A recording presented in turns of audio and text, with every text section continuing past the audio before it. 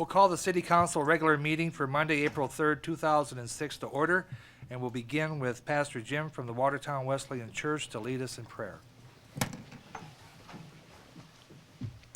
Almighty God, we want to say thank you for the beautiful day that you've blessed us with, as we've taken note recently of the green grass, which is a sign of life.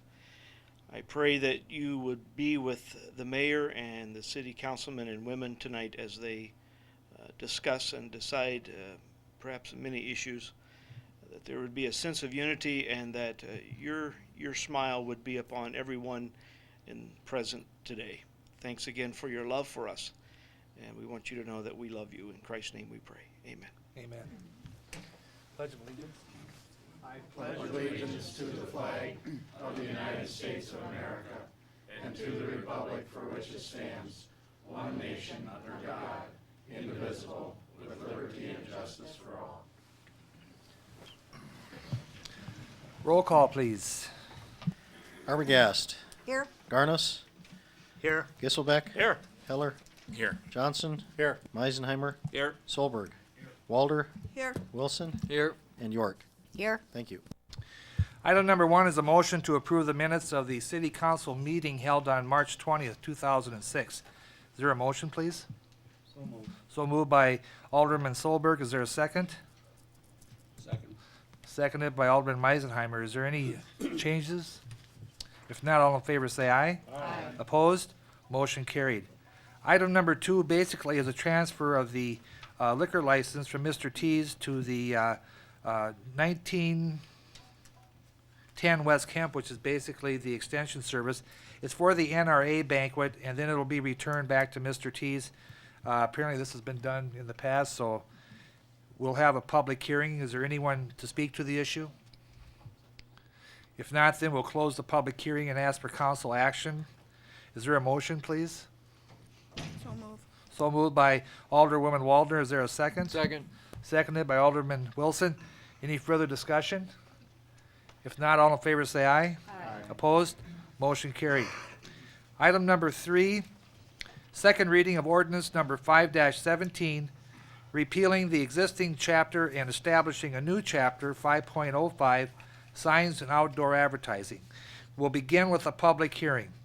And if you wish to speak to the issue, would you come up to the podium and identify yourself, and then you can speak. Is there anyone in the public to speak to the issue? Would you like to step up, Bill?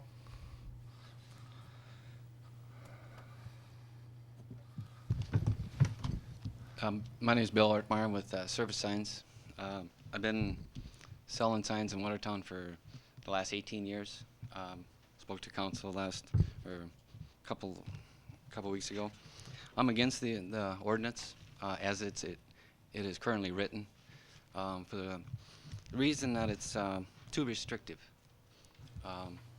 What's going to happen is there's going to be a lot less sign sales in town. People aren't going to be able to change their signs. They're going to have to keep exactly what they have, and just change the shape. They won't be able to change the shape of it. They'll just be able to change the face out. Can I use the overhead as show you an example? I got an example I wanted to show the council. I don't know why not, if you have a little help.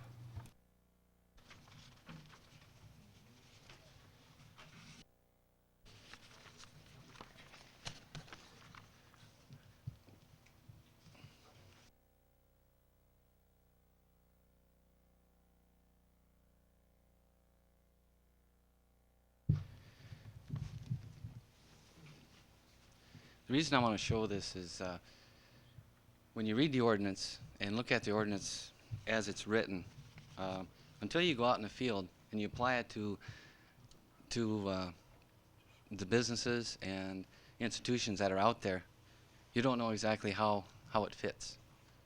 For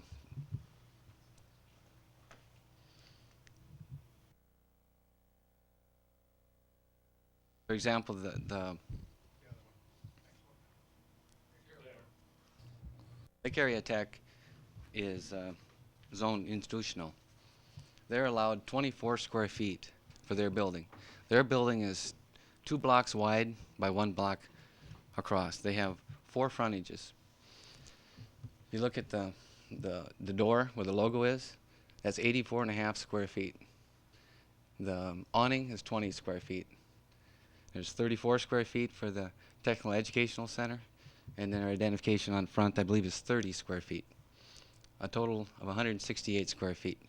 They're allowed 24 square feet for this building.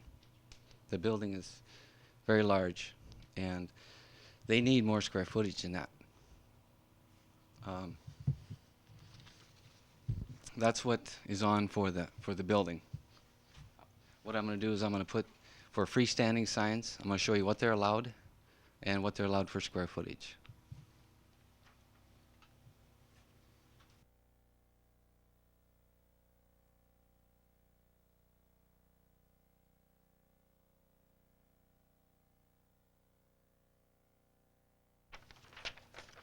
Okay, because they are so large, they're allowed 4 freestanding signs. That's exactly what they have, is 4 of them. At a square footage of 64 square feet for each freestanding sign. The one on the left-hand side is 42 square feet. That one would meet the requirement. Mount Marty is 15 square feet. That also would meet the requirement. The Message Center with their logo in the corner there, the V-shaped sign, is 176 square feet. That would not meet the requirement. The other sign on the bottom right there is 106 square feet. That would not meet the requirement. So the only thing they could do up there, if they say they could be able to change their faces, but if say that Message Center needs to be changed and they had to put up a new Message Center, they would have to make all these other signs comply in order to get a permit to change the Message Center at a big cost, a very large cost to the school district to change all that out. Any of those signs that aren't in compliance would have to come into compliance before they could even get a permit to change one of them. So you have 3 signs on the building that would actually have to be removed that couldn't be replaced because you only have 24 square foot of signage for the building.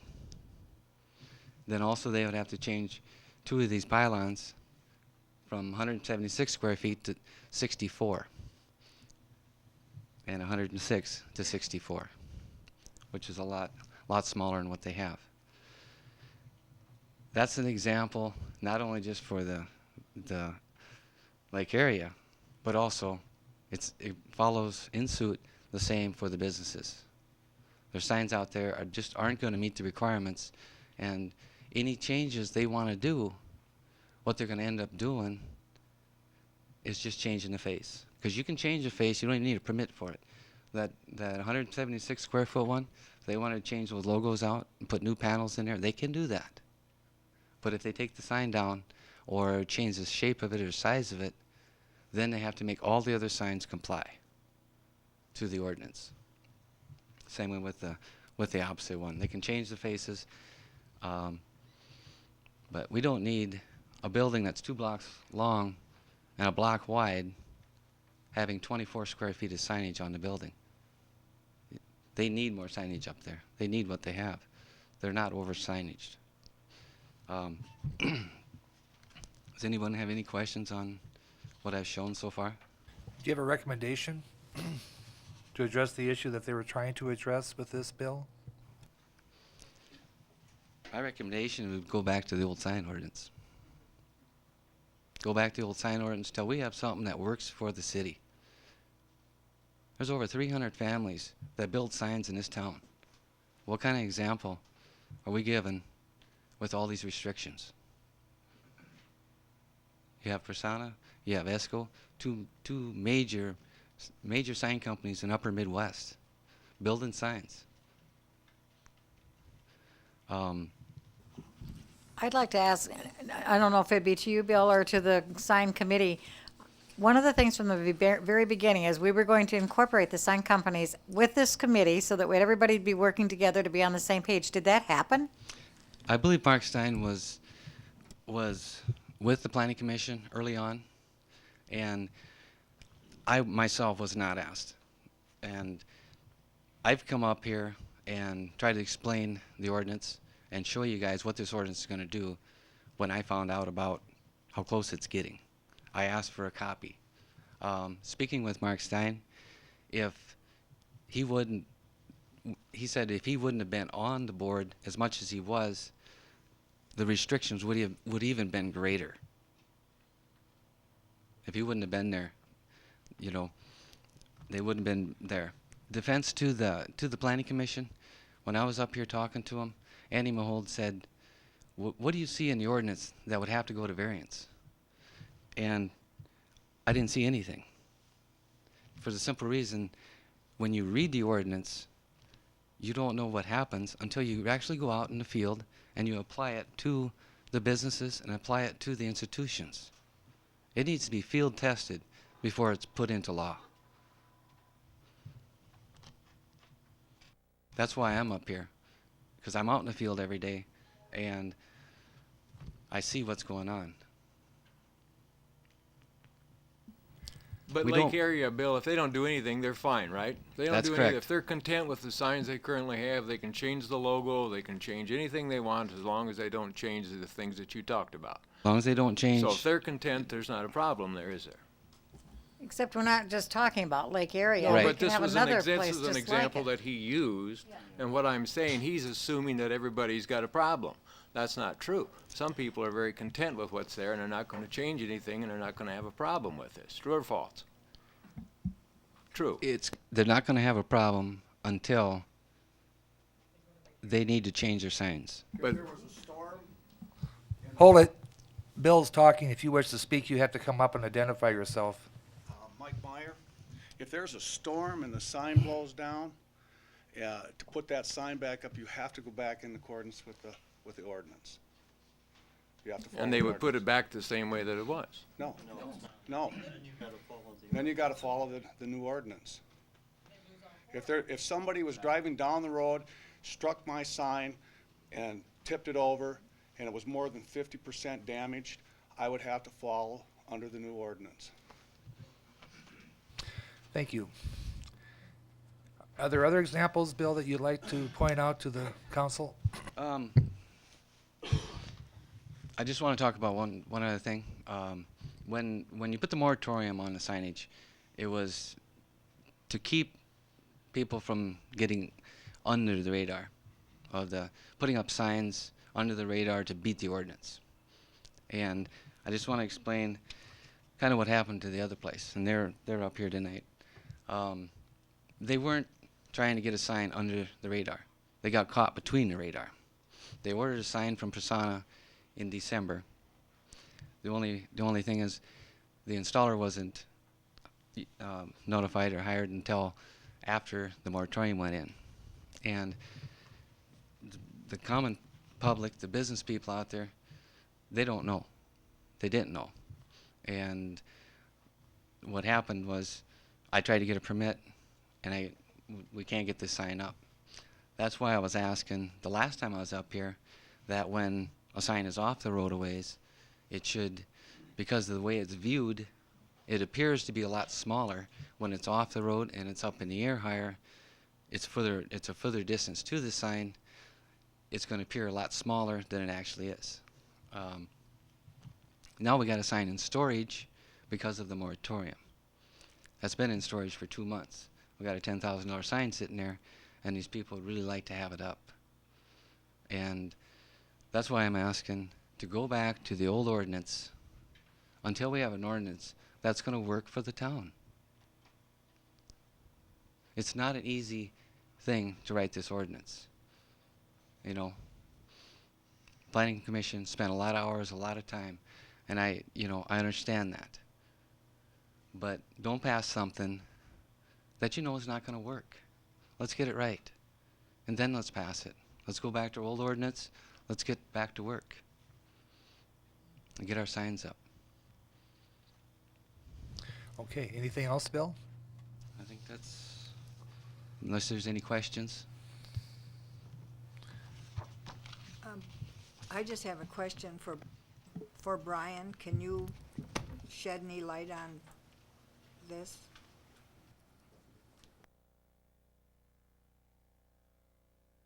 Brian, excuse me, Brian Pellish, Planning Commission. There's a lot of issues been raised, specific, which one, mean, I can comment on those. Well, the other place, but then also what would happen if Lake Area would decide to change their signs? Okay. The other place, the issue that is presented to us, and we did discuss it after the last two meetings, what is occurring with the other place is they want to have visibility to highway frontage. They don't own highway frontage on Highway 212. They have an obstacle in front of them called another business, and they want to be able to get tall enough to be seen over the other business. The subcommittee discussed this for several meetings, and if you were to go ahead with that type of logic, which we don't see as beneficial, you would develop what's called a canyon effect, and you would see businesses 1 block, 1.5 blocks, 2 blocks back from what is perceived as the major artery. And I'll give you an example of how the committee saw an appropriate advertising for that. It's called off-premise advertising. In this case, going to a business that does have adequate frontage on an artery, if that's what they're looking for, and placing a sign directing folks to that. An example would be Divine's Auto is located 1 block off of Highway 212, and they've acquired or contracted with some sign company that says Divine Auto 1/2 block to the north, and then there's an arrow pointing north. If we were to do as has been suggested, what we would have is Divine Auto's trying to put a sign up that's going to be up at 50 feet by trying to be seen over the Zimmel's furniture building. And then behind that is another business who now is blocked, who would try to be seen over that sign. So you see where we get this canyon effect? So that was our reasoning why we felt those that have paid the price to be on the main frontage have those rights and privileges, and if they wish to sell that to off-premise advertising, which some of them have quite a bit of frontage, they can do so, but to those located off, they have to work with what they have. But Brian, that hasn't happened. We haven't seen businesses doing that.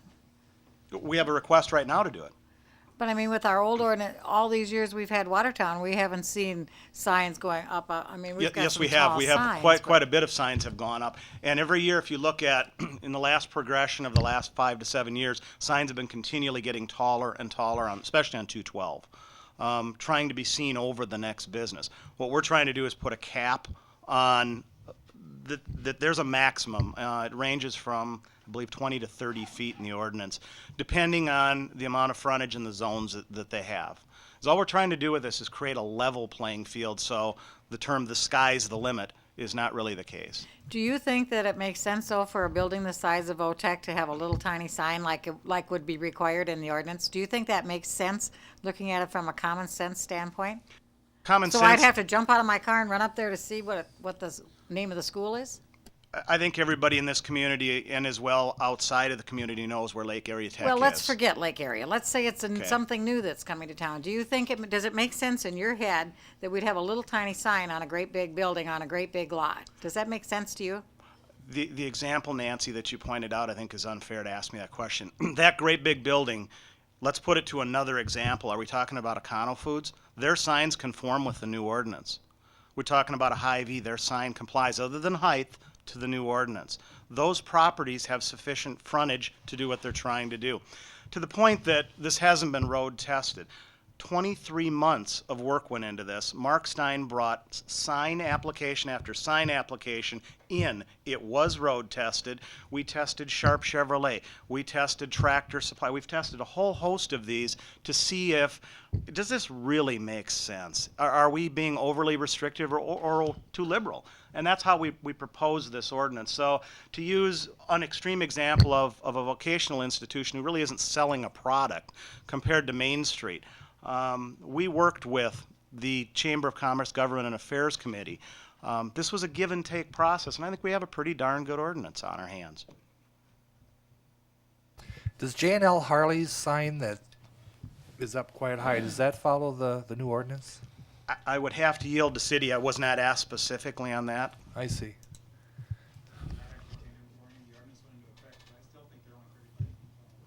Oh, I see. Ken is indicating they're 35 feet tall. It did come in before the ordinance, but again, I'm not aware of the specifics of each sign. Any Did other? I answer your question? Well, except on VOTEC, the 24 square feet is just one category in that chart, Bill, that you showed me. The Then institutionals. down below, I don't have the chart here, but down below it's an additional square feet. Herb, maybe you know. They also are allowed to have 4 corner signs as well. They can have a maximum square footage of 280 square feet 280 280, but that for their includes, property. okay, the 4 pylons they have, 64 square feet per pylon is their max, and then the 24 on the building. They only allow 24 on the building. They can't use any of that 280 other than 24 for the building. The rest of it has to go into the monument signs, the freestanding signs. And let's say they want to redo their signs, they can come before the planning commission. They could come before the planning commission and ask for a variance.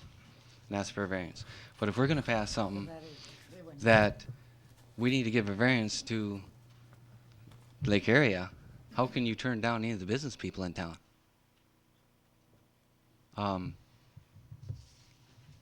I don't want to come up here to variances every month. I don't want to stand in line every month for the variances. Plus, it's an additional charge of, I believe, $116 per variance for each of the business people that want to even come up and just ask. It's not refunded. They don't get it. My general consensus on this sign is, Brian, you and your department or committee have worked very, very hard on this. And I have reservations, although I think there's more good than bad in it. And maybe the loopholes have to come before the planning commission for variances. Because you people have put almost 3 years into this. And I hate to see it not become effective because of a few things that we may be able to work out down the road. That's just my thought. Can I address? I agree with that, Carol. I'm sorry, just a second. This thing's been in the works for a long time, and I know Brian and his committee have worked very, very hard on it. We've had it in our committees for a couple of years. It seems, I don't want to use the word ridiculous, but it seems to me that if you had a bunch of problems with this ordinance, that you would have appeared at least the committee meetings that the council was concerned with.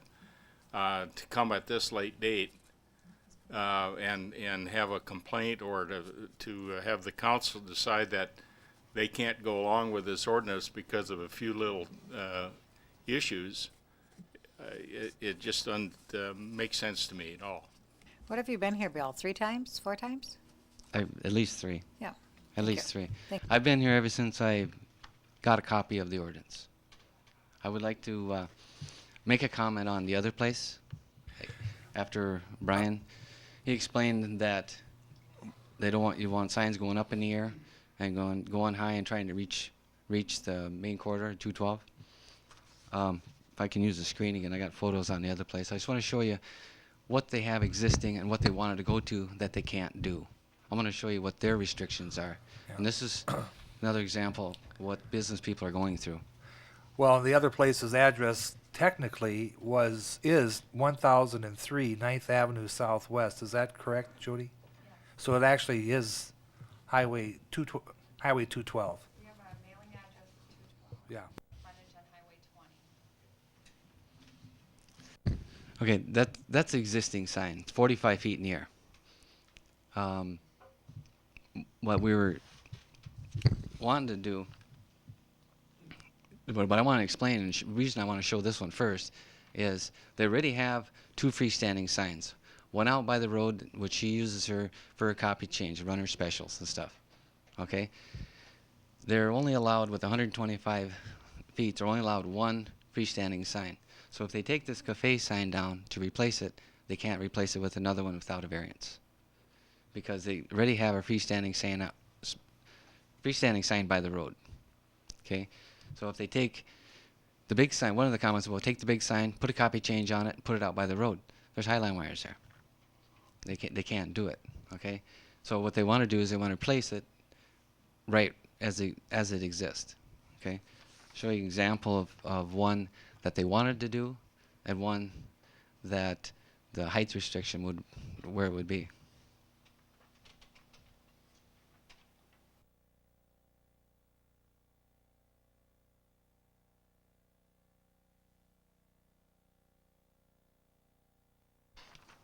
They're currently at 45 feet in the air.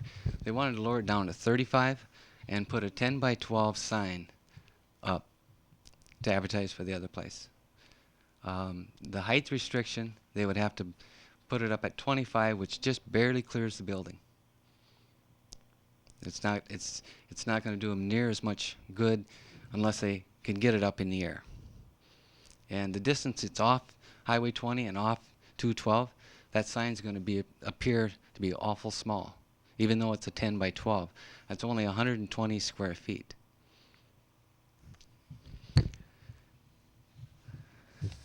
Currently, right now, they have approximately 60 square feet on their cafe sign, and approximately 50 square feet on their freestanding sign.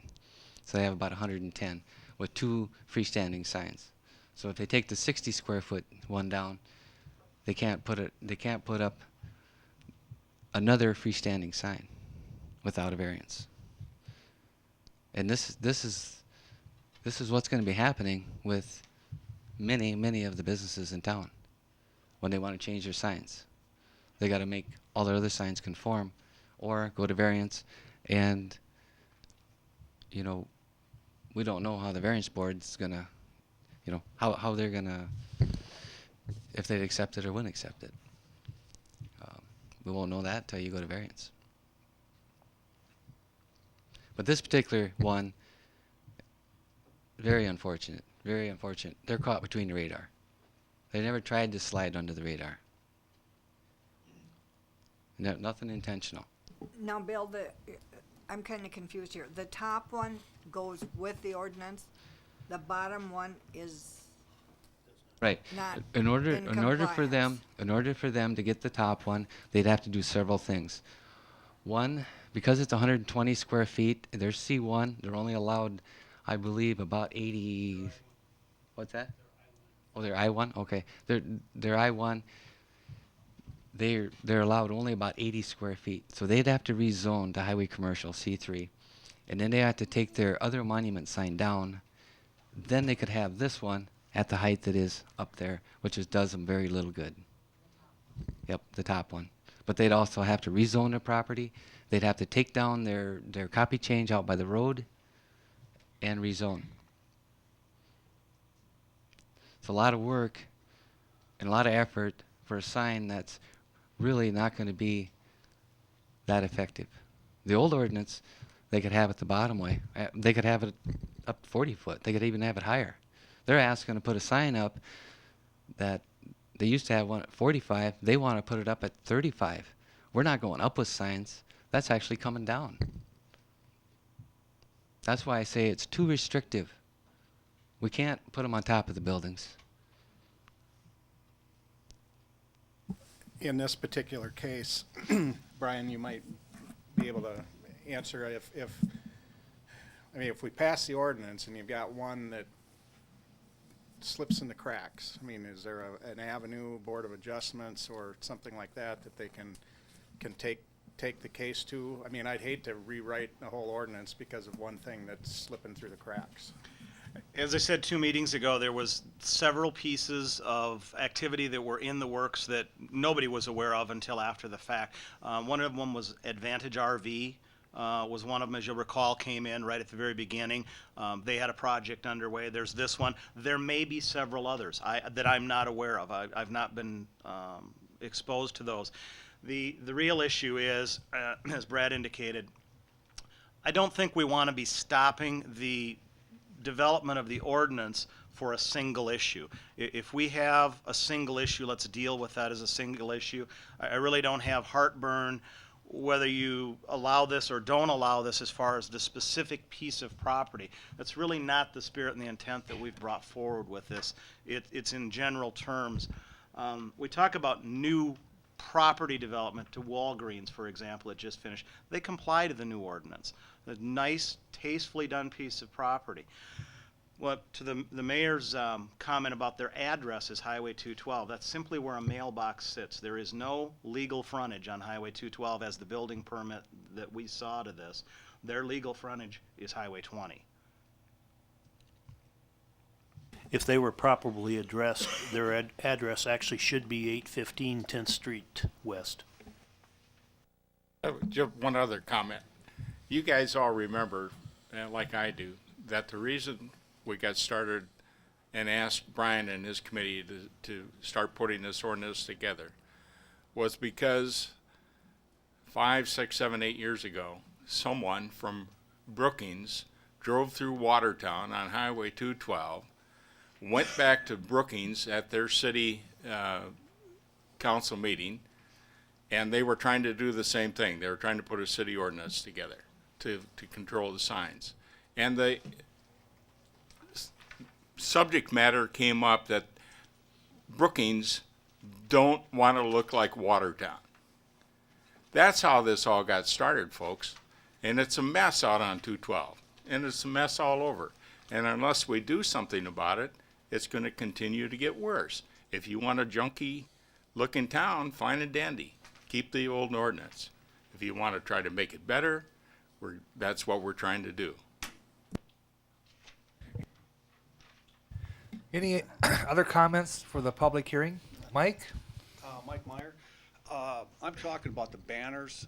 I drive up and down Highway 212 every day, and I don't see there's an issue with the banners. There are some issues, don't get me wrong, on some signs that need to be taken care of. But Sioux Falls has banners, Aberdeen, Brookings, and they want to take these away from us. They want to give us one. My particular place, I have 3 sides to my building. So which side do I put this banner on?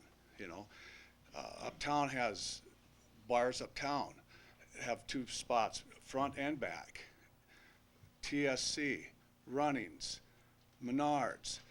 You drive by them, they've got 3 banners. They don't look bad. I mean, we're making an issue out of these signs are bad. They're not bad. Clearance signs, it's part of the business in Watertown, and they're trying to take them away, and it's not a good deal. Why even have a sign ordinance? Why have a sign ordinance? Yeah, why even have one? Because everybody, from your perspective, just wants a free-for-all out there. I mean, I don't think banners everywhere. Brad, I don't think it's a free-for-all. I honestly don't. I don't think Well, if you that look at the highways, it looks 99% like it. of the business people in Watertown don't know about the banner issue. Not once has it ever been put in the Watertown public opinion that there was an ordinance that was going to relate to banners. It was always signage. But now you've got some compromise. Now we have something, you know. There's some signage on Highway 2, sandwich signs, that kind of stuff. Take them away. But don't take the banners away. I mean, everybody uses the banners. Clearance sales, Menard uses them, we use them, schools use them, the churches use them, and they get to use them, you know. And, I mean, put a limit to them. Give us 2 of them. And that's what, yeah, and I'm saying 2. And I'm saying 2. Is there anything wrong with 2? How many banners do you think are really out there? Not as many as you think there are. Yeah. But that's the way some people advertise some of their businesses. You know, I mean, that's, you know, I understand that you people have been working on this for a long time. I really do. But remember, if it takes 2 more months or 3 more months, so be it. This ordinance here is forever. It doesn't go away. It doesn't go away. It doesn't go away. It won't go away, but it gets changed. Then I'll come back with this. Give us 2 banners. If it doesn't work out, then change the ordinance to 1. But you're not gonna put 1 in and change it to 2. That's all I gotta say. I guess, Paul, I've got a couple comments. I drove down 41st Street in Sioux Falls knowing that this sign ordinance was coming about. And our 212 is nowhere near as bad as the closeness and number of signs. I guess I have a few real minor things with the ordinance that I think should be changed. One of them is you can have a sign that is 32 square feet that says no trespassing or no dumping, but you can't have a political sign that is 32 square feet. 16 square feet is the maximum. Now, I know a lot of the national candidates and that, and I think the mayor or candidates last time had 32 square feet signs out there. I just think there are some that are Not me. some of these things. I think so. I think there's just too many restrictions. Banners was another one that I also agree with. They have to be attached to your building. So if you're building a setback, you can't. And if you've got a double pole sign out front there, you cannot put a banner on that sign. I just think we need to revisit and change some of the minor things and make it. We have a moratorium in effect right now, so they can't go through and put up signs without it. Let's get it right the first time, pass it with the city council, and then it'll be set. So okay. We're still at the public hearing, so. Brian? Just to address a couple things that Mr. Solberg raised. In the Sioux Falls ordinance, all of the banners in Sioux Falls are required to be affixed to the building. We just did look at that. If you're not aware, there's been 5 revisions to the proposed ordinance since we've begun really with the published version. The final press version. Release number 5, I think is fair. What people were referring to was the banner section. Banners are allowed in commercial, industrial, and institutional use. Property owners are authorized to display 1 banner not to exceed 30 feet. How that was determined is we went out and looked at a number of signs within the community. We looked at liquor establishments, we looked at institutions. The common sign that we found, a banner that we found, was typically a 3x9. And where we came up with is an extra foot. We found a couple of them, in particular a bank that was using a 3x10, but that was the largest banner that we could find. So we opted to go with a single largest banner. Regarding the political signs, this group of independent citizens, none of who have a vested interest, as this entire council does, in the political process, are the ones that drafted this ordinance, and they felt comfortable in their community as citizens that this was appropriate and tasteful for what should be allowed for political purposes. And I think that would fly in their face if we were to go in and start looking at changing that, being that this body is the one that predominantly uses that as a form of the election. Brian, I just have a question regarding political signs. Sure. The national signs that come in for the national candidates, well, and the state candidates too, that they're 4x8 or 4x6 or whatever. Are they in compliance or not with the new ordinance? Last year, actually, this was in the draft format, and we did receive calls from both the politically correct, the 3 major parties did call and inquire about what was appropriate, what they could or could not do, and we thought it was very appropriate that they had done that. They just wanted to comply with the local ordinances and wanted to know what it was. So I think there's a willingness on their part to work with whatever local ordinances are. And then with the yard signs, can they not be on the boulevard then anymore? That's a good question, Mr. Garnis. There was a bit of discussion, and I'll give you both ends of the spectrum here, is real estate signs and political signs. And the realtors had asked for an exception to place their signs in the public right-of-way. And as Mr. Fox had guided us, there's really, you would be being asked to authorize somebody, I'll use an example, that it's okay to speed. The state law says you may not place anything in the public right-of-way. It's really to this board and the police department's discretion as to how they wish to enforce that. I know that they place signs all over the place during elections and with realty signs. It's what is the tolerance level of the community as to how they enforce that. The question was, if somebody came out and put a great big sign in the middle of the median on 212 as it entered into town, is that acceptable? Versus up on 10th Avenue in a residential neighborhood, is it appropriate to put a political sign in the boulevard? I'm not going to answer that question, I guess. That's the tolerance of the city. Thank you. Jody, you want to? Jody Riley, on behalf of the other place. I would like to ask the city council that they would, if they pass the variance fine or the ordinance, then we would apply for the variance on behalf of the other place. But on the same token, if you decide not to, if you would consider banding or lifting the moratorium, because we are sitting in limbo out there. We can't do anything. We had the sign built under square footage, below height restriction, to replace a sign that is absolutely not very user-friendly. We would have just had the sign fixed, but the sign is unfixable.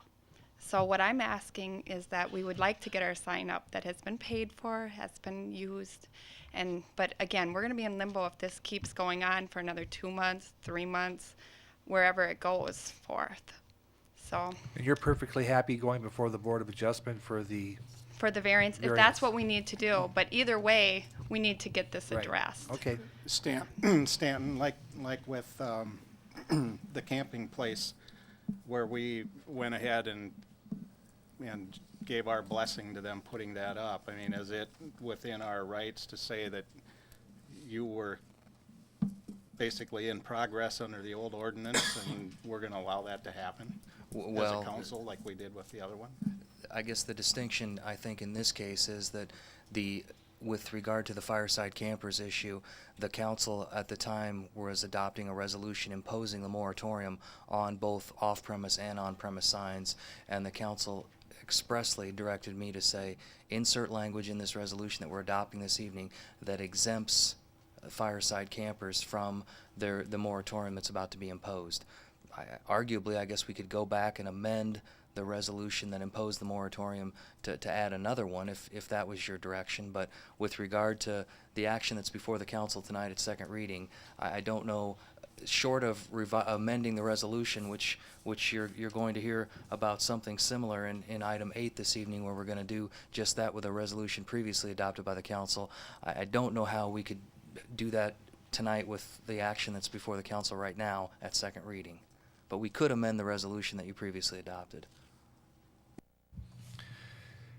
Is there any other individuals that wish to speak on the public hearing? Yes. I'm Hugh Bartles, and I work at Reliabank, and banks are great users of banners, and I don't think one's enough. I'm really tickled now that we can at least have one.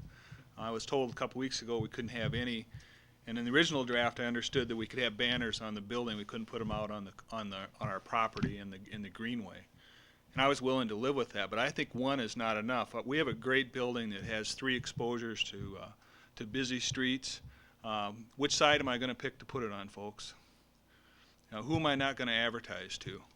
I think 2 is probably a better solution. It's not a big change to the ordinance, and those banners do regularly change. And if you got to put something in there to get down tacky ones, that's fine with me. But 1's not enough. I don't have any problem putting them on the building as long as I can have 2.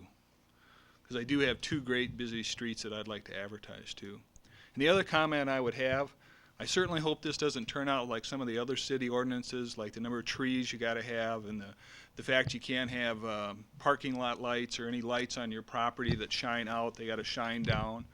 There's a lot of ordinances like that in our city that aren't enforced.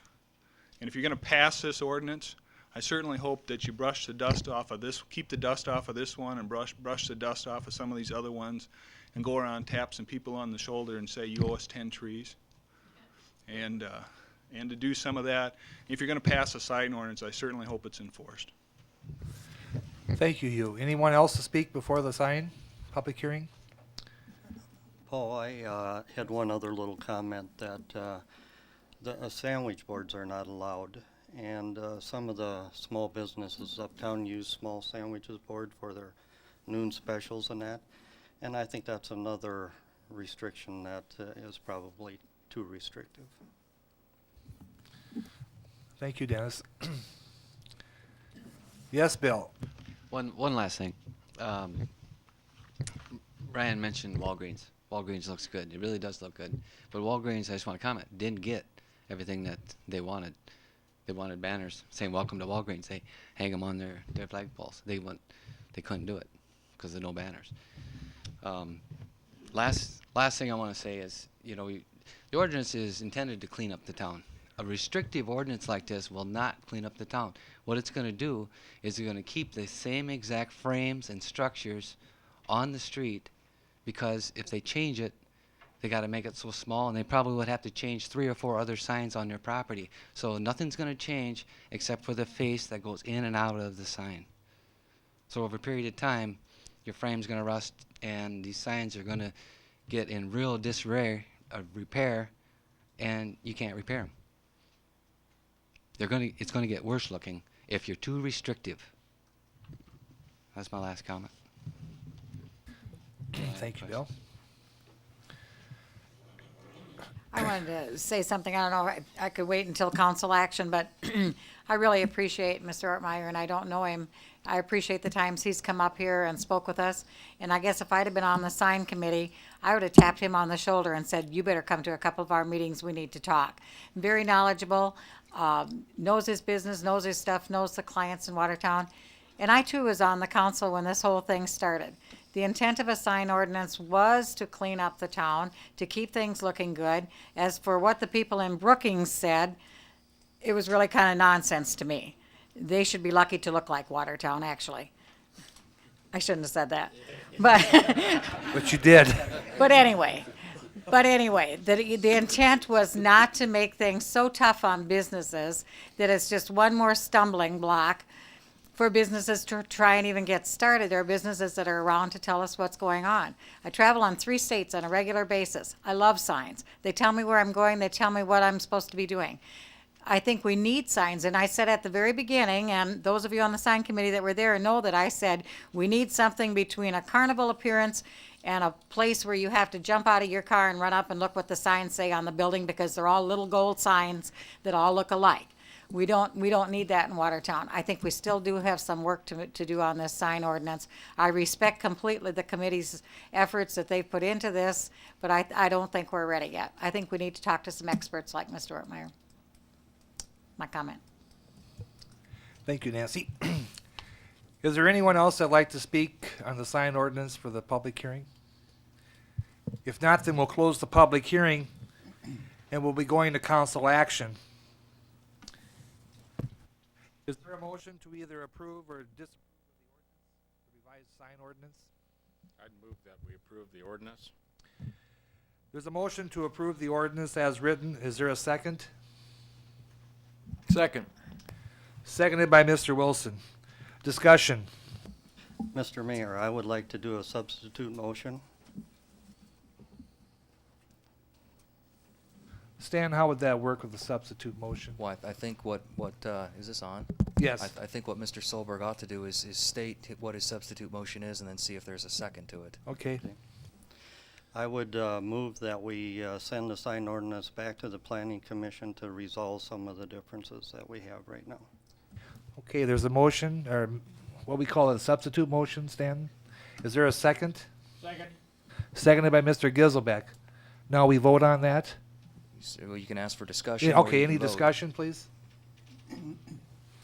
Denny, what do you think can be accomplished by sending it back that we haven't been working on for 3 years now?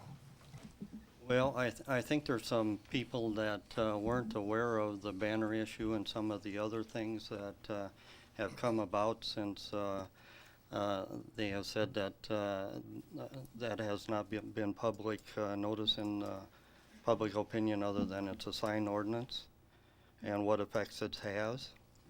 So I would like to send it back and have the people that are now aware of it see if they can work something out with the planning commission along with the signs that Mr. Ortmeyer had discussed with the bigger signs on Lake Erie Tech, and I'm sure we're going to have large buildings come into town in the future that will be restrictive, and I think we should just revisit the ordinance and hopefully make some small corrections to it.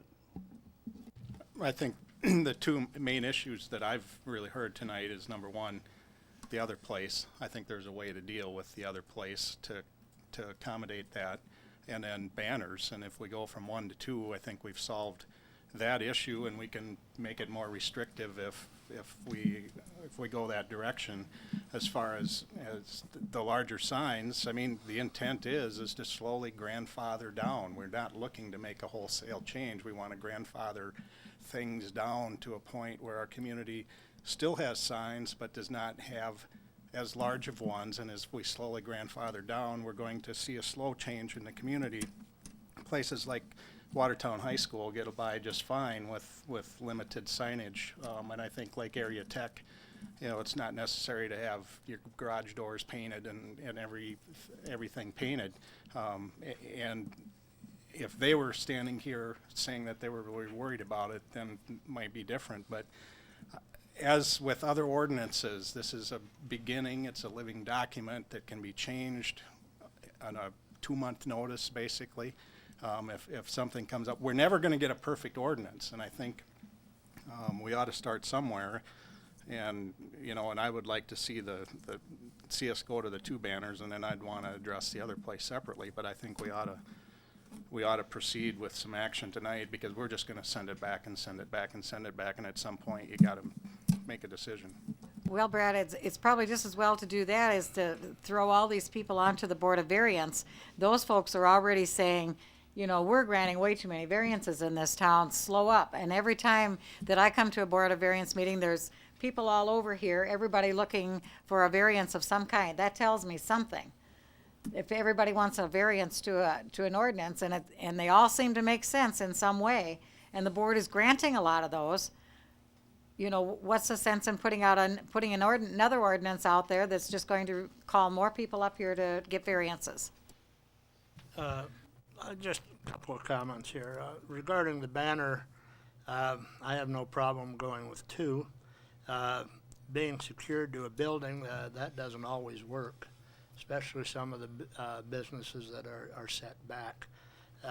Also, the tent signs, there are very few of them in town.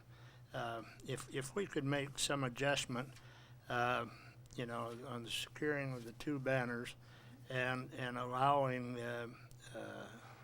tent signs at least to a certain size or whatever, I think we should go ahead and get this thing over with and get it on the books. Well, right now we have an amended motion that entails a returning to the committee. Is that correct, Dennis? Yes. And so that's what we should vote on. Is there any further discussion? I guess one comment, Paul. We've got the moratorium in effect, so the sign ordinance is in effect right now. If we send this back for adjustments and everything, and it comes back to us again, and then we pass it, at least then it's done. We've got a very restrictive ordinance in place right now. I'm saying we should send it back, try to appease some of the people that have a problem with it. If they aren't willing to do that, it'll come back to us, and then we can make the adjustments. Any other discussion, George? Oh, I don't have a problem with trying to appease people, but my goodness, you could send this thing back forever and ever. It's a huge document. It's a document that took a great amount of time and a great amount of thought, and we could send it back and send it back and send it back and send it back, and if that's the purpose of the thing, to delay it, just come right out and say that. Don't keep sending it back all the time. My motion is not to delay it because we have a more restrictive moratorium sign ordinance in effect right now than what we would be doing if we made some of the changes tonight. Your Honor, I move the question. Okay, I knew that was going to happen, Gordy, so I was ready for you. Stan, we need a second on that, don't we? All in favor of calling All the in question. favor of moving the question? Say aye. Opposed? Now we go to a vote. As to the substitute motion of Mr. Solberg, correct? Okay, all in favor say aye. Aye. Opposed? Aye. We should probably have a roll call, please. Okay, on the substitute motion, we'll begin with Mr. Gisselbeck. Yes or no? Yes or no? I vote for the substitute motion. Mr. Heller? No. Mr. Johnson? No. Mr. Meisenheimer? Yes. Mr. Solberg? Mrs. Walder? Yes. Mr. Wilson? No. Mrs. York? Yes. Mrs. Arbogast? No. And Mr. Garnis? No. It's a tie vote, 5-5.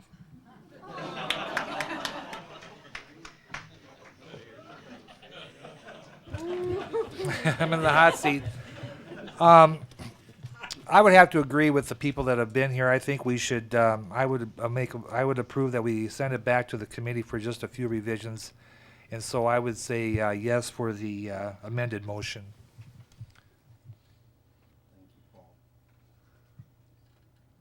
That makes it 6-5. 6-5. So we go back. Is that correct, Stan? Yeah, the substitute motion prevails, so this item will just be sent back, and I presume it'll come back for second reading consideration later on. Okay, thank you. Item number 4 is Department of Health presentation by Joanne Paulson on emergency planning. Joanne? I have handouts here. Is that okay? I bring them Yes. forward?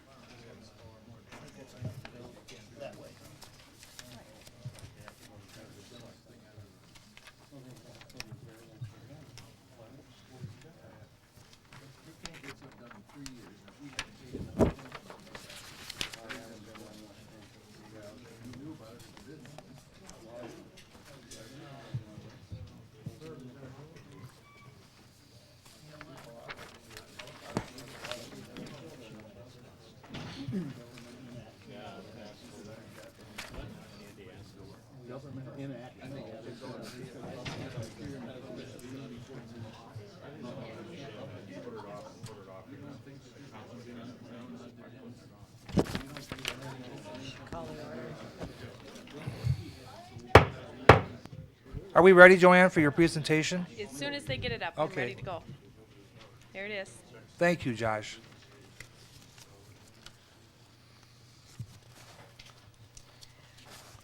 I'm Joanne Paulson with the South Dakota Department of Health. I'm a regional manager, and I oversee community health services in 8 counties and supervise the Department of Health staff located in the local community health services offices. In August of 2005, selected Department of Health staff, along with county emergency managers, were trained to assist in local emergency preparedness for health-related emergencies. And this PowerPoint presentation that I have here tonight is to share with you an overview of the planning concept that we're using. And I'm just going to click on through here.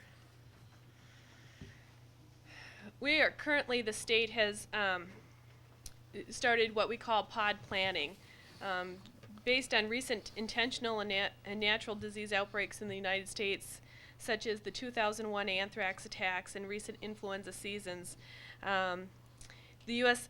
Government is calling on all states to create comprehensive mass prophylaxis plans.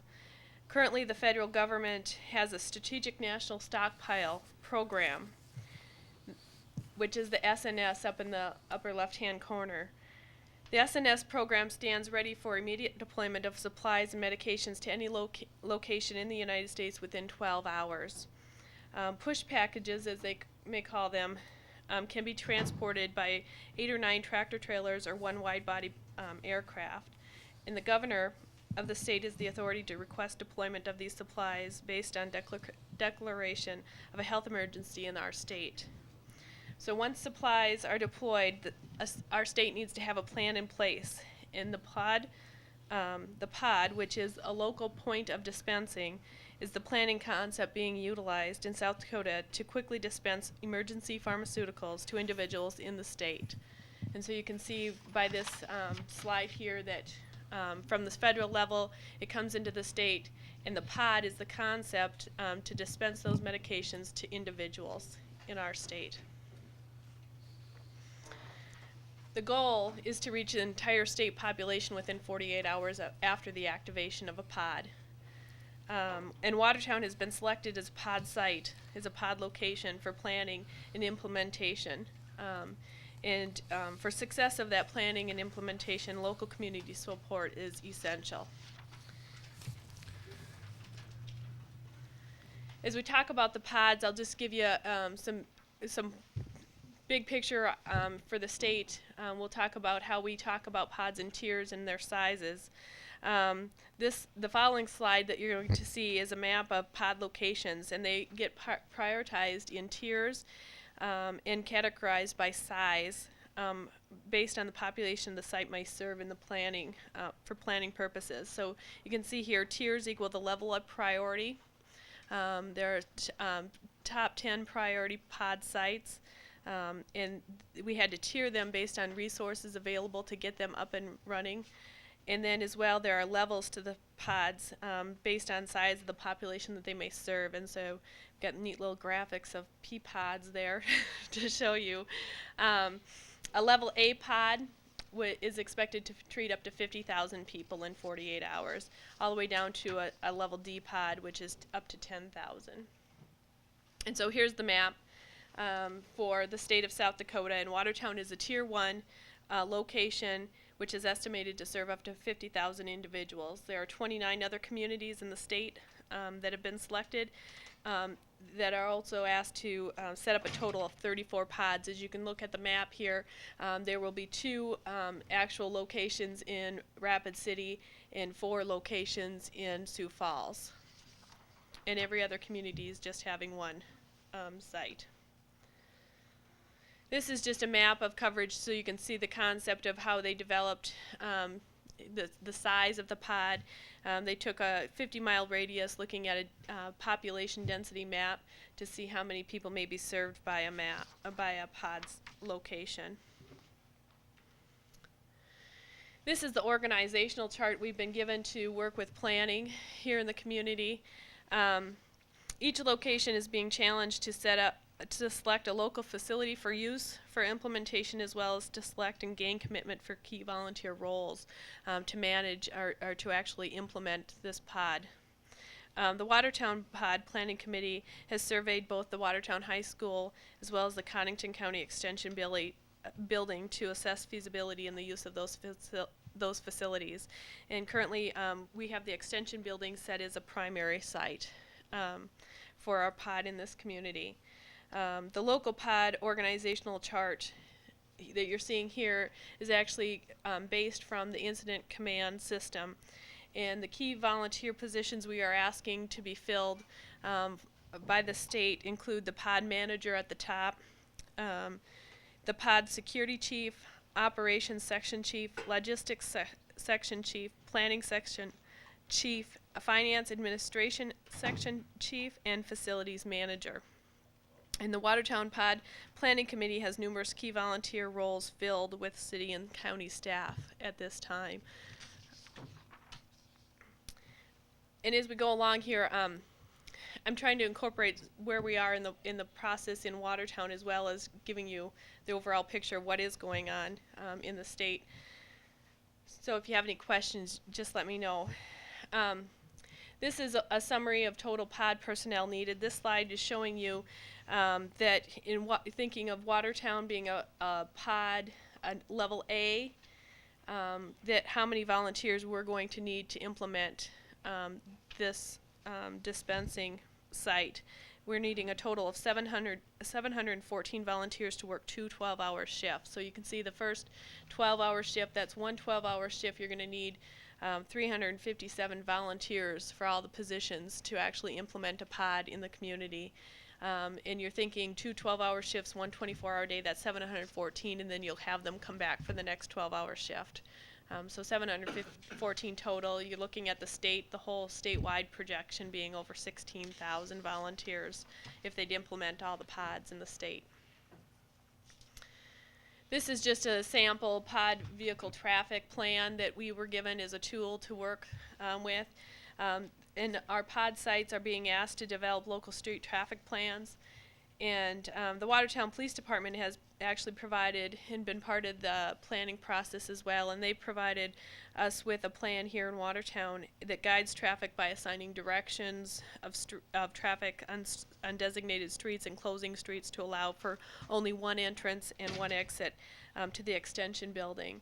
And so we are moving along with that in our planning process here in Watertown, having that first plan set up. Additionally, in Watertown, we're looking at not only on-site parking right there at this extension building, but overflow parking at the stadium with busing to move people in through the pod site. This is just a patient flow rate chart to share with you how we're going to need to move people through a pod to actually get their medications or a vaccination. And as I shared earlier, our goal is to dispense these pharmaceuticals within 48 hours.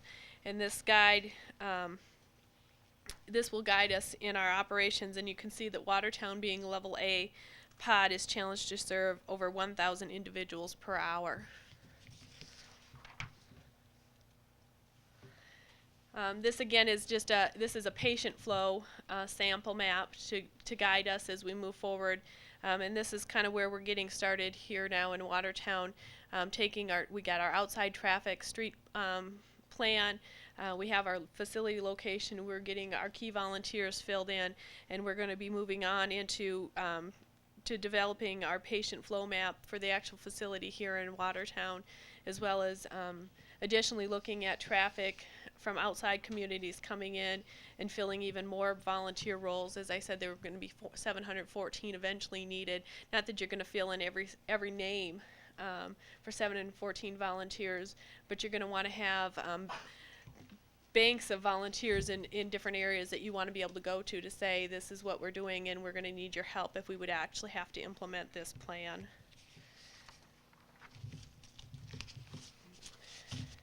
And with that, I know there's a number that of individuals that have been part of this planning process here in the room today, including Mayor Fox has joined us.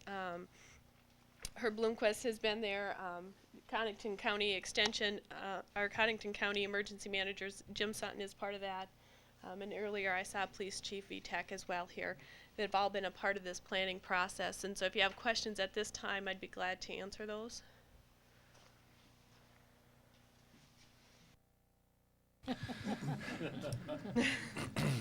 Right now, we have vaccination for how many people, Joanne? At this point in time, when we talk about vaccination and medications, the amounts that we have, the Strategic National Stockpile is actually set up. There's a number of locations in the United States where they actually have warehouses full of either vaccinations or our pill form medications. Some of them are more generic. Some of them are maybe specific to different things. And I don't have a number as far as the number of vaccinations that we have. Once the governor would declare an emergency and calls for that strategic national stockpile, depending on what the emergency is, what they can send out, they can either send out just a general shipment of cover all kinds of stuff, or if it's a specific situation, including something where there might be a nerve gas agent, they may have those kinds of supplies to ship out to us directly, specific for a certain situation in a bioterrorism event. Then our next meeting is going to be April the 12th. Right. The next pod planning meeting is going to be April 12th, and we keep moving forward. One of the things, like I said, to make everyone aware of, that we are asking for those volunteer roles, which include city staff people as well as county staff, to play some key volunteer roles that would actually manage the operations and the key positions of this pod here in the community. So when you look for 754 volunteers overall, I mean, you're drawing primarily medical community, just the average person, or who are you looking for those types of? We're going to be probably pulling more than just the medical community, depending on the situation. A vaccination event, you're going to have to find people with certain skill levels to actually give a vaccine. If it's a pill dispensing sort of a event, then we have the freedom to probably have more people with just general qualifications to do that.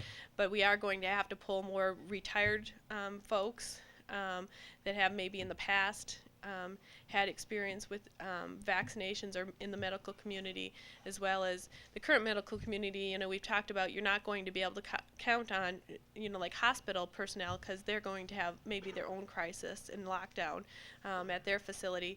The clinics may have some ability to share staff to actually volunteer in these roles. In that sense. But when you get to looking at the actual organizational chart and you're looking at folks for education, greeters, those kinds of things, we're gonna be pulling general population folks in the community to help out with that. You know, we're going to look at, I mean, going as far as looking at all the pharmacies here in town, you know, who may be willing to step in, and this is a 48-hour deal where things are going to maybe shut down normal business days to have this happen, that they may step out of their roles and into these volunteer roles for 48 hours. So we're going to look at veterinarians, you know, someone with any sort of medical background where you may reach out in the community. In a bird flu case, would this, would they activate the pod in advance of it coming here, or when it's already here? And if it's here, how do you deal with the panic effect of everybody's going to stay away from a place like this because that's where you're more likely to get? It's a good question. Lots of times pandemic flu planning gets mixed into the pod planning concept, and there is a role potentially with pod in a pandemic plan that in certain scenarios that you may utilize this pod concept to dispense medications. Currently, though, there are no vaccinations for pandemic flu, and if we would have a pandemic flu epidemic locally where it is spreading from person to person in a community, you are not going to activate a pod at all, because the first thing you're going to do is you're going to put in things to decrease face-to-face contact in a community versus pulling everyone in, 50,000 people into a site within 48 hours. You're going to do the absolute opposite in a pandemic flu epidemic. We don't want people coming into the community when we have the pandemic flu. Right. We want to keep people out. And that's why pandemic flu planning, which is, it's also, so as you may be aware, there have been press releases in the state has talked about pandemic flu planning, that there were recently they released, there's $500,000 that are up for grant applications for local pandemic flu planning. And in that case, what they want people to plan for is how can you keep things running in your community with minimal staff, and how can you maybe support people not having the face-to-face contact, maybe working at home. How can you get people thinking about how can you keep school going in a situation where you don't want all the kids in the school system, in the school building. And that was one thing that we'll be starting on in about a week or so, is how we're going to operate the city with 30 to 40% fewer employees and Yep. that. So And that's separate and aside, and I do understand that the local community, you are looking at putting an application for pandemic flu planning. right, Jim Sutton has already applied for us. So Yep. A letter of intent has gone to the state. I'm sorry, letter Yep. of intent. Mm-hmm. Well, you drove a long ways, Joanne. We enjoyed having you. Does anyone have any questions for Joanne? Or?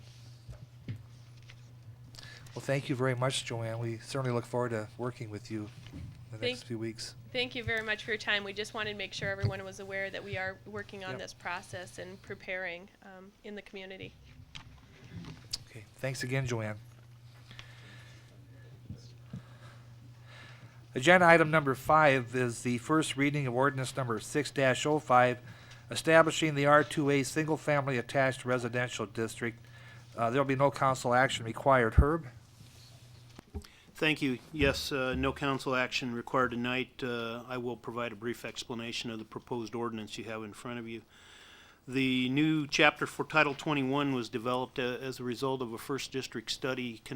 It's been about a year ago that both the Plan Commission and City Council requested that we have this study done, because we found ourselves in a situation with many non-conforming lots, both in residential and in commercial districts, which, in all honesty, created a huge amount of Board of Adjustment actions. And so, when you go through that process and end up approving a lot of variances, it becomes an issue of, do you continue to do that, or do you take a hard look at your ordinance and see if something isn't right?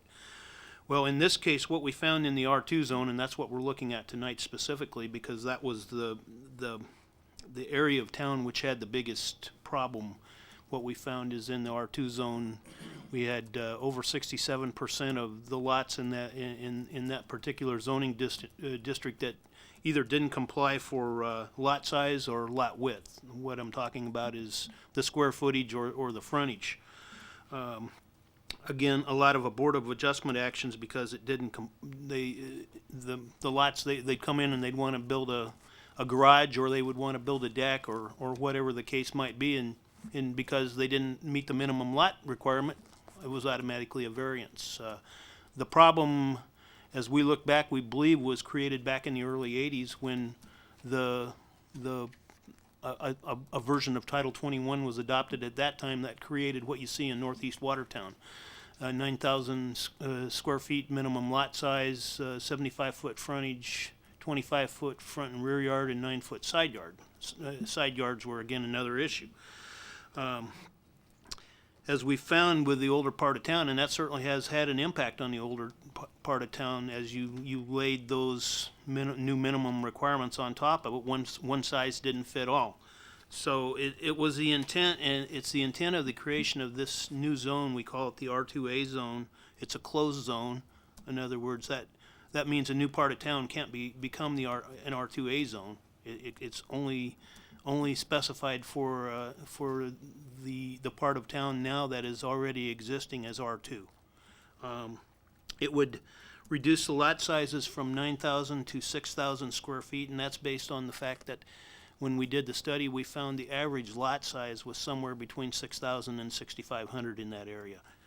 It would reduce the minimum frontage from 75 feet to 50 feet. Again, the frontages were much less than the 75 that we found. And the other thing that we looked at was creating a side yard setback that would be 10% of the frontage, but not to go less than 6 feet of side yards. So, what that would mean is if you had a 50-foot frontage, you still could only go down to 6 feet, because what we were afraid of is if we went much smaller with frontages, that you would end up in essence having two garages that could in fact be 8 feet apart, which would be a safety issue.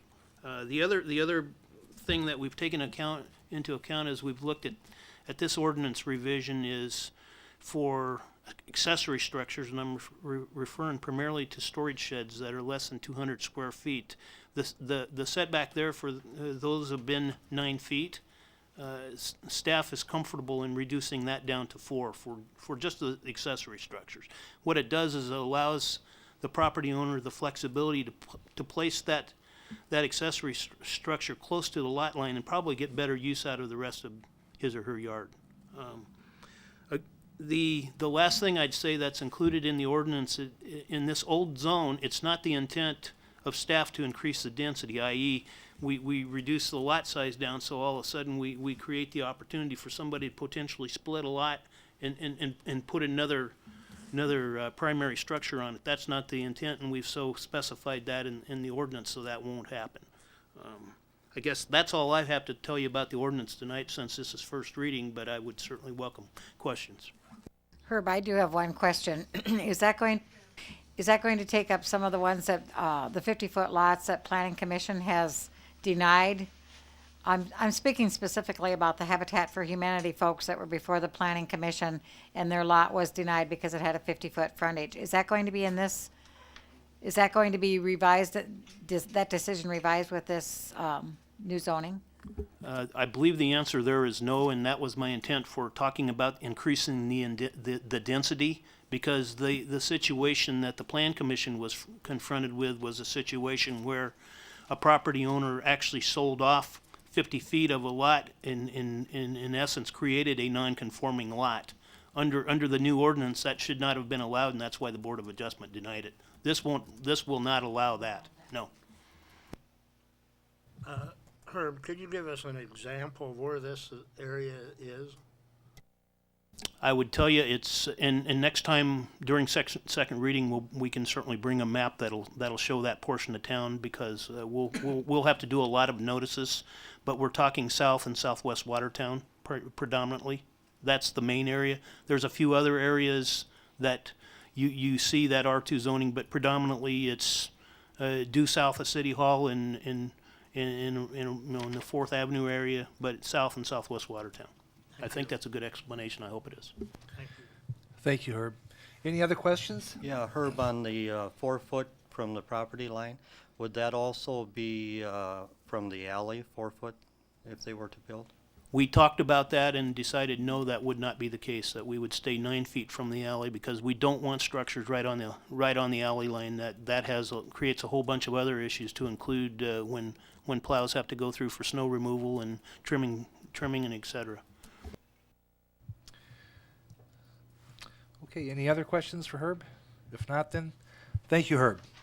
Agenda item number 6 is the first reading of ordinance number 06-07, establishing a C2 local commercial district designation for property to be annexed as Prouty Addition. And Rick? Thank you, Mayor, and good evening, ladies and gentlemen of the council. This is the first reading of a matter, of an ordinance, actually, in response to a petition that we received. The petitioner and applicant is Greg J. Endries and Ann M. Endris. Other interested parties, and I see a few of them here. Rod DeYoung is a consultant with the applicant. Dr. Brian Prouty is also another interested party. This property, of course, you probably read in your information, is currently outside of the city limits. So we're going through a number of processes here. One is, first of all, the annexation and the zoning and the plat. Those are the 3 processes. We'll take all those up in one meeting at the next meeting. But to get to that point, because of the necessity for 2 readings for the ordinance, hence the first reading this evening. The petition for annexation was dated March 10th, 2006. The address, because I don't have that up on the screen or anything, but it was a vicinity map was included in your packet as well, and in the agenda packet on our website. But the address is 2420 9th Avenue Southeast. The requested zoning is C2 local commercial, and the ordinance that you have in your packet reflects that, as well as the recommendation. That is the recommendation of the Planning Commission as well, to go to a C2 local commercial zoning district there. So with that, I see there's representatives of the applicant here if they wish to make any other comments, and I'll be available for any questions you might have, but no action is necessary this evening. Any questions for Rick? In general, that whole neighborhood's kind of in transition out there, and C2 is going to be consistent with what the other property in that area, C2, C3, somewhere in there, eventually ends up at? It is the opinion of the Plan Commission, yes, that C2 will fit there. It's not 100%, and we are challenged there, and this challenge was identified in the comprehensive land use plan, as you have these existing residential structures on lots that don't comply with the commercial zoning designation. We'd like to see everything go to C3, but it was the Plan Commission's feeling that let's not go to a C3 and create a nonconformity, whereas you can go to the C2 and still accomplish the things that the applicant wanted to do, and maybe in the future get everything blended back into the C3. Any other questions for Rick? Thank you, Rick. Might as well stay there, I guess. Agenda item number 7 is approval of Compesca Dunes Plat Resolution number 6-20.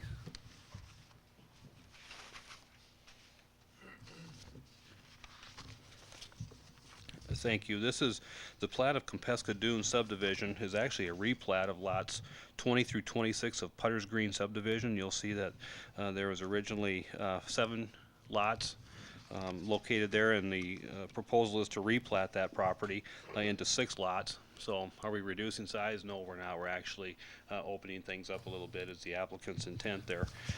The applicant is Carlson and Engstrom Developers LLC. signatory on their behalf is Guy Carlson.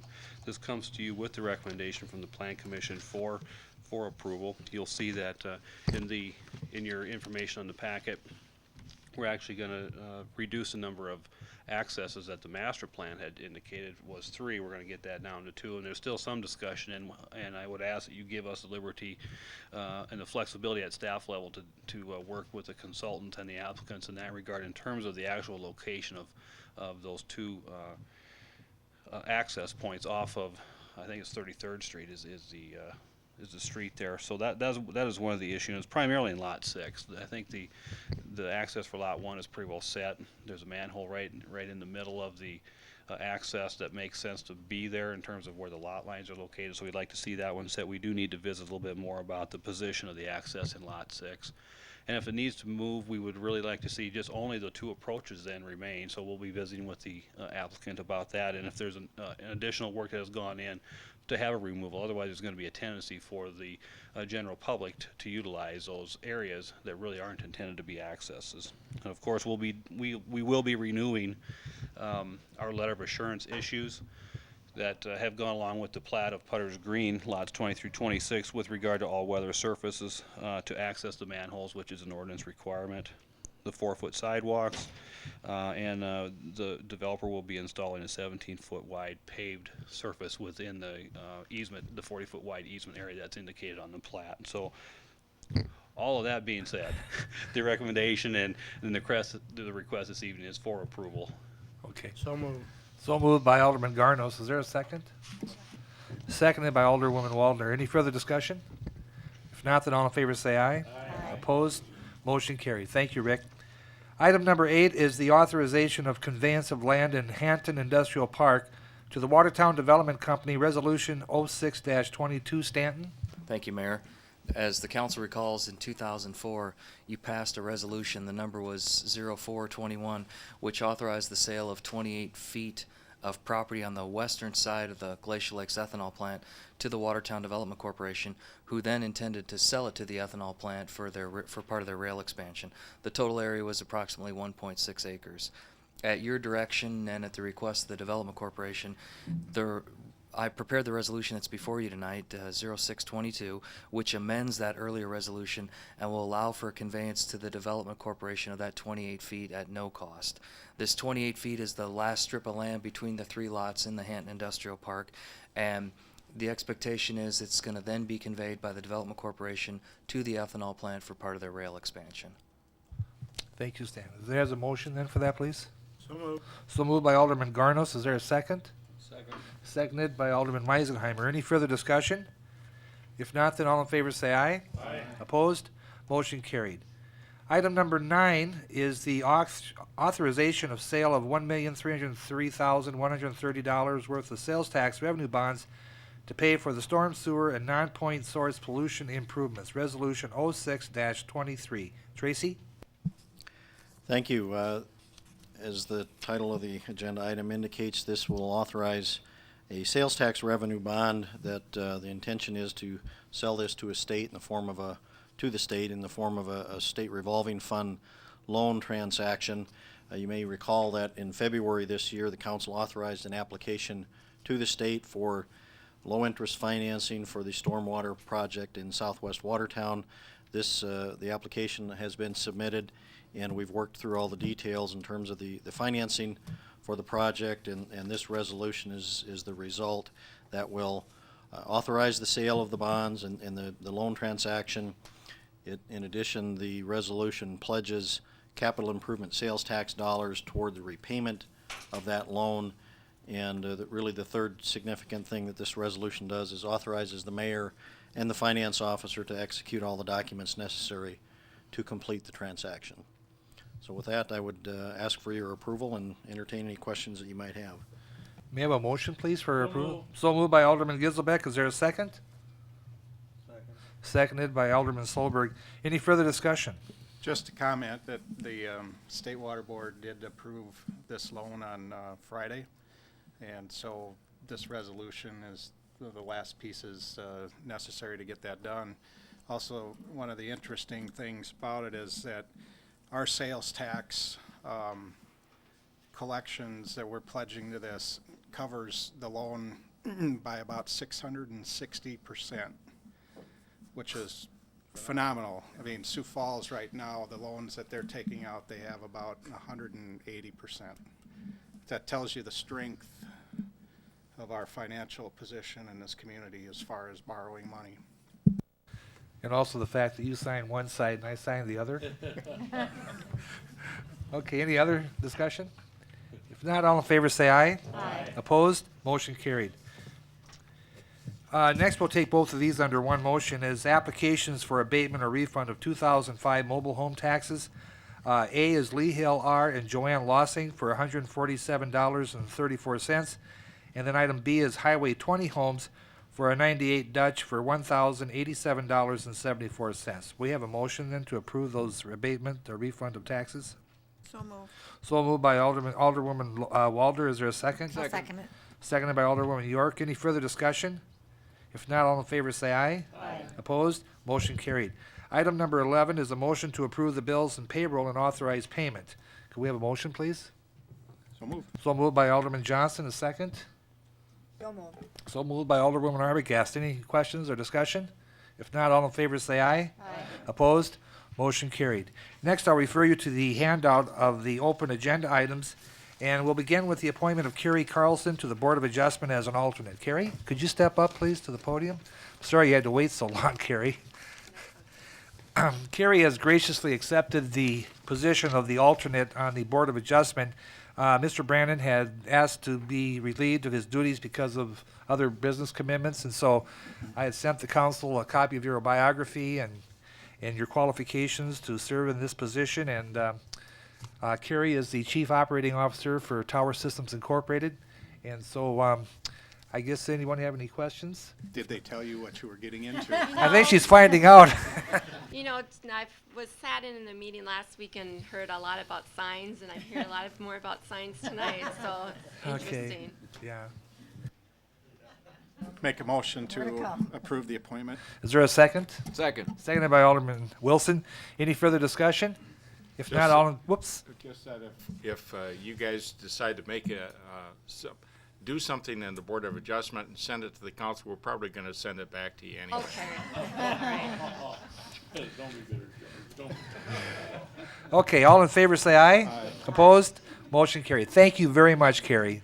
We look forward to working with you. The second item agenda for the open is the approval of business license applications. And the reason for them on the open is because of the weather. If everybody's anxious to get going on their building construction plans. And so if we could take all of these in one motion. First is Brian Moe for gas fitter for $25 fee. The second is Clavetters Plumbing for gas fitting contractor, $100 fee. Clavetters Plumbing for a plumbing contractor fee of $250. And Beck Plumbing Incorporated pipe layer for $50 fee. Can we have a motion, please? So moved. So moved by Alderman Giselbeck. Is there a second? I'll second that. Seconded by Alderwoman Arbogast. Any questions or discussions? If not, all in favor say aye. Aye. Opposed? Motion carried. I have, Your Honor, I have a couple of items here under the open. Okay. if I may. I'd like to ask Alderman Solberg for a clarification as to when the adjusted sign ordinance be returned to the council. I think this should be included in the amendment, or in the substitute motion. I think so that'll it be up doesn't to the keep planning, hanging. I think that'll be up to the planning commission when they can do the hearing, and they'll be the ones to determine the time to send it back to the council. Stan, what's the proper procedure?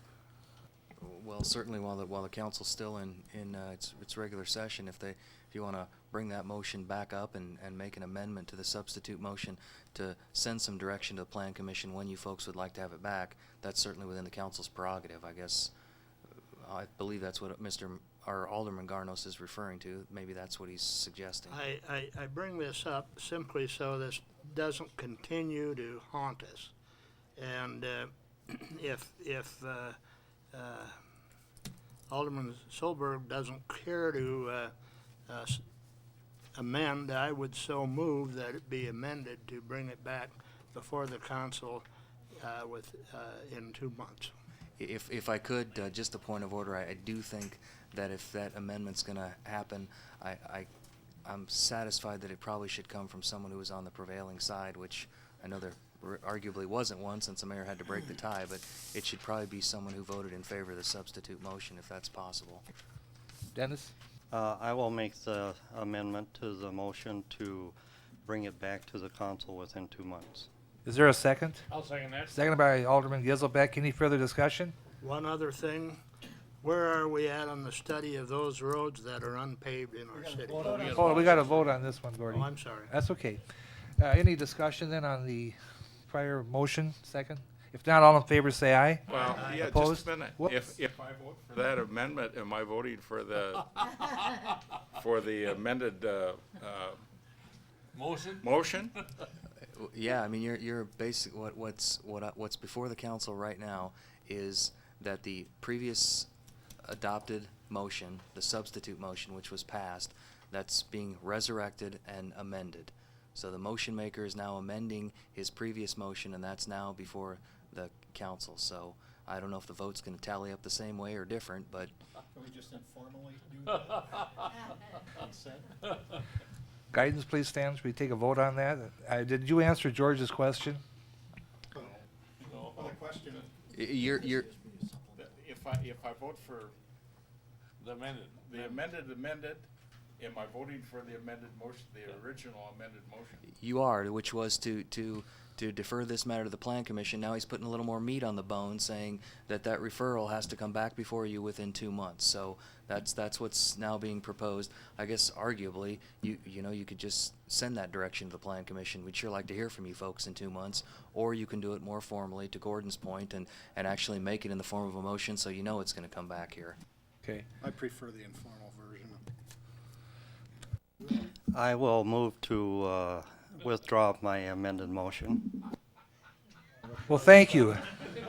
Clear as mud. you gotta withdraw your second. Yeah, whatever that's worth. Okay, we had the withdrawal of the motion in the second. Now what do we do, That Stan? is exactly why it takes so long to get anything done in Yeah. government. We wish to have it in more of an informal request. Is that correct, Dennis? The result of that would not have changed the original outcome, correct? To It the would have just extent put a timeline. It would have just put a timeline on it. Yeah, but if he'd have voted for it, he'd have been for the whole thing now. And he I know. voted, yeah, so he would I have know, but contradicted what's the himself. sense in canceling out that we Is- want a timeline on it? From a procedural standpoint, Mrs. York, what was being proposed is that the earlier, because the council's still in regular session, that motion was being in effect brought up for reconsideration. And what Alderman Solberg was proposing was to put a little more meat on the bone. He had previously said, let's refer this back to the plan commission.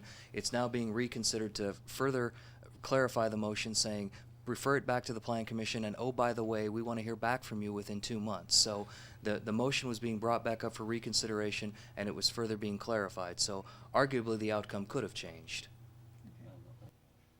But now it's more of a formal request out of respect for the other aldermen. Apparently. Okay.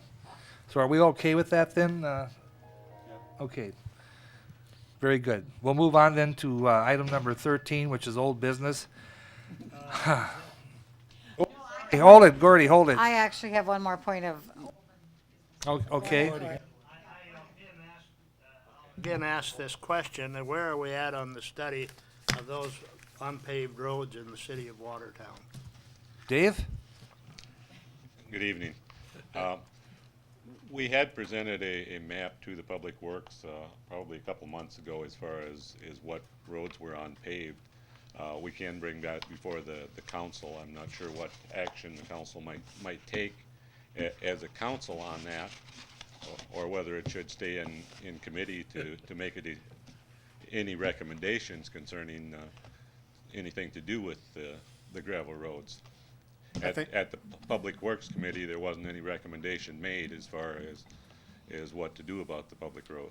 I think the original intent of bringing the whole subject up was that we didn't believe we were ever going to get those roads paved unless the city decided that we were going to step in and on a methodical basis just get those roads done. So I mean, I would be looking for some guidance back from Public Works as to whether we should do that, and if so, how much that might cost, and, I mean, coming up into budgeting time, we ought to be, if we're going to do that, we ought to be budgeting X amount of dollars per year, kind of like with the trail system, to get those roads taken care of and then move forward from there. That's my thought. Herb, what was your observation on that when we went through those? My observation is, in the bigger scheme of things, there aren't that many roads that we're talking about, first of all. Was there 10? Somewhere in that neighborhood. And again, it might be worth just, at the next meeting, just as a brief bit of information, showing the council, where those locations are, and then we can take it back to committee and certainly talk about and maybe establish some priorities. I might add one bit of, I think, is good news today. We got commitment from a couple of businesses in town to, in fact, take care of one of the streets. So that'll be one less that we have to talk about, assuming that plan goes through as was discussed today. Did that answer your question, Gordy? Okay. Okay. Nancy? I had one thing under the open, in light of our previous discussion on signs, everywhere there's signs. Mrs. Riley has left me a note that she would like us to consider making an amendment to the moratorium, very much like we did for fireside signs. Is that in order to do tonight, Stanton? Can you tell me, or? I do think you certainly could.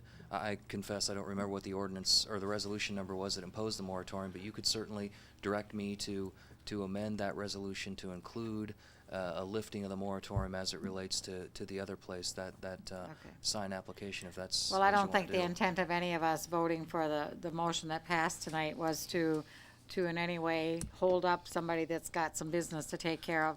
So I'm prepared to make that motion that we make an amendment to the moratorium to allow the other place to put up their sign. I will confess, I don't know that, I believe what happened, Mrs. York, is that Mr. Ortmeyer, on behalf of the other place, presented himself at the building inspection counter, wanted to make application, but the language of the moratorium you imposed said that no applications for sign permits, be they on premise or off, will be even accepted by the building inspection division unless it conforms with the code as proposed. So I appreciate the motion that you're making. What I don't know is what permit application they would actually submit. So if you could if maybe with Mr. Ortmeyer's help, we can be specific so the building inspection division knows when they present themselves at the counter, this is the permit that you are directing the building inspection division to approve. Okay, Mr. Ortmeyer, can you?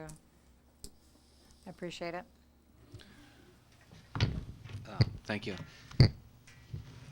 What they're proposing is 120 square foot sign, 10 by 12, 35 feet in the air to the top. And be able to still have their freestanding sign out by the road. So they have two freestanding signs. And their new sign will take down that cafe sign that's 45 feet in the air. We'll put up a sign that's 120 square foot, 35 feet to the top. That gets them above their building, and it won't have blockage from the building. In light of the discussions we've had on open meeting laws, putting an item on the agenda unless it's an emergency, are we within bounds? What I'm suggesting, and I tried to make that point to Mrs. York, what I would expect you folks would do tonight, if that's your appetite, is direct me to prepare for you for the next council meeting an amended resolution that you can then consider. That sounds fine. If you would do that, that would be appreciated. I would like it to also be able to discuss with you at that point in time whether or not you want the other place to make any accommodations, because they've already got 3 signs on their premises, and whether or not 1 or 2 of those signs should come down to at least get us a little bit closer to where we intended to be as we move forward. Sounds good. Was that a motion, Nancy? I will, in light of what Mr. Stanton has said, withdraw my motion. So Or we're- Mr. Fox, I'm sorry. So I'm clear, the direction I'm being given tonight is to amend that previous resolution. I think what you're going to see before you, just to give you all a heads up, is I'll take that previously passed resolution, prepare an amendment like I did with item 8, the resolution 622 about the conveyance of land within the industrial park, and I think what I'm going to do is impose on Mr. Ortmeyer to prepare a building permit application. I think the resolution you're gonna see next time we meet is going to incorporate that building permit application by specific numbers, so we know exactly what it is that you're being asked to allow. Okay, then how, Mr. Fox, how would Herb's question be addressed in that resolution? Or is that gonna be a whole separate issue, so they can't have signs on every corner of their property? I guess that's a direction the council needs to give the applicant. I don't know I can't answer that, Mr. Wilson. I don't know what the intent or the decision of the council ought to be with regard to. Okay, so when he comes in, if he does it the way I'm hearing it done, he needs to present the entire package of the signage for the other place location, period. So there'll be no more surprises, no more anything after this deal is done. My expectation, Mr. Wilson, is that Mr. Ortmeyer will submit a building permit application to the folks upstairs that's going to basically be a site plan that's going to show on the location of the property where the signs are located, show dimensions, square footage, and if he on their own are going to voluntarily rescind some of those signs, take them away, my hope is that the site plan is going to show it. But what I'm going to ask Mr. Ortmeyer on behalf of the other place is to, at the time of making the sign permit application, is show on the face of that application basically a site plan where all the on-premise advertising is located. And I guess it can rise or fall as it will before you folks. All right, so that's the next point then. He makes the application, it comes back here.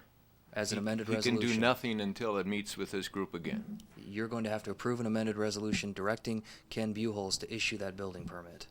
See, that's the problem with making exceptions at this level. And they should be made in the Board of Adjustment or someplace else. We should not be sitting up here. You're going to be sitting up here forever making exceptions because people want to do something else with the ordinance. You know, it just doesn't make any sense to me. I'm just a word of caution. That was what I was attempting to do, George. So there aren't any others now that are going to come sliding up, and then we have to bring this resolution back again. I mean, how many times can you bring a resolution back? Well, at least once based on the action you took in item 8 this evening. There's going to be exception after exception after exception. Why wouldn't there be? There's no other ones that I know of today. Thank you. Thank you, Bill. Stan, are we did Nancy make a motion then, or was that withdrawn? What No, exactly? I think that just was given some direction to bring something before you Okay, folks so we're next okay to time. go forward then? I guess we'll see where it lands next time. Okay, then we'll deal with it forthright. Okay, forthright. Number 13 under old business is pending alcoholic beverage license applications from Lunkers LLC. I need to have a motion to bring it from the table. It's the transfer of the retail on-sale liquor from Wilden Incorporated to Lunkers. It's the transfer of the retail on-off-sale malt beverage from Wilden's Incorporated to Lunkers. And I believe there was the Sunday liquor sales application, which meets all requirements. Could I have a motion? So moved by Alderman Meisenheimer. Is there a second? Second. All in favor, say aye. Aye.